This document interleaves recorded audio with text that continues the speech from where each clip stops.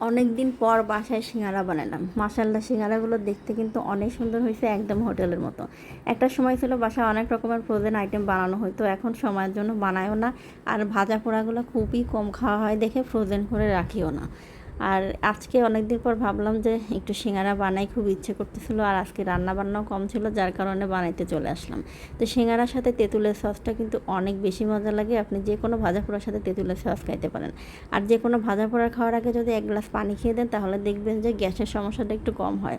যদিও এখন ভাজা পোড়া তেমন একটা খাওয়া হয় না, খুবই কম পরিমাণেই খাওয়া হয়। তো ময়দা দিয়ে দিলাম লবণ, আর এই যে কালো জিরাটা হাতের ডলা দিয়ে দিব। তো এই যে কালো জিরাটা দিলে কিন্তু খুব সুন্দর একটা সেন্ট আসে। এখন হাত দিয়ে ভালো করে মাখায় নিয়ে দিয়ে দিব তেল। পর্যাপ্ত পরিমাণ তেল দিয়ে ভালো করে এটা একটা ময়ান করে নিব।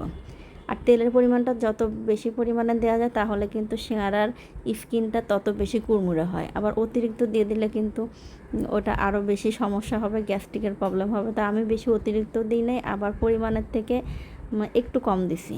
তো যাই হোক, আমি ওটা সাইড করে রেখে দিলাম। এখন 3টা আলু আর গাজরের অর্ধেকটা কেটে নিলাম একেবারে ছোটো ছোটো কুচি কুচি করে।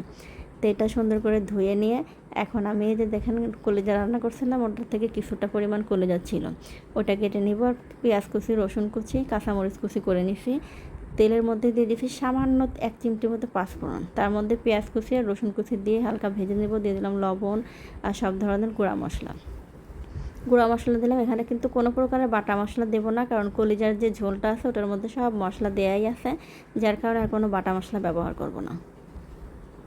বেশ কিছুক্ষণ নাড়াচাড়া করে এটা প্রায় 30%-এর উপরে মতো সেদ্ধ হয়ে গেছে। আমি আবার ঢাকনা দিয়ে ঢেকে দিলাম। আর এই যে এটা কিন্তু বাদামটা একটু ক্রাশ করে নেব, মানে একটু ভেঙে নিব। আর এটা বাইরের বাদাম, যার জন্য একটু সাইজে বড়। অনেক হোটেলে কিন্তু আমরা সিঙ্গারা খাইলে দেখি যে ভিতরে আস্ত বাদাম দেওয়া থাকে, দেশি ছোট ছোট। আর এটা বড় ছিল দেখে একটু ভেঙে নিছি। তো এখন হচ্ছে কাঁচামরিচ কুচিটা দিয়ে দিলাম।